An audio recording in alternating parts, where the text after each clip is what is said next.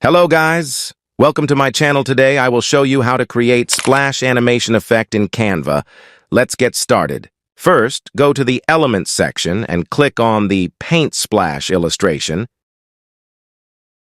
Then add it to the canvas. After that, increase its size.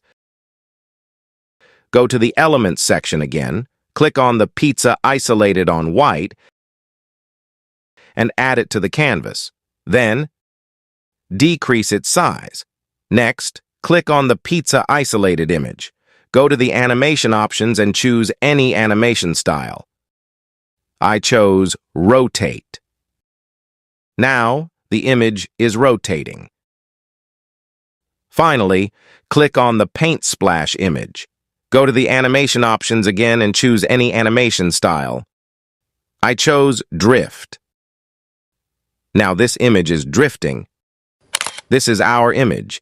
If you like this tutorial, don't forget to subscribe my YouTube channel and click the bell icon.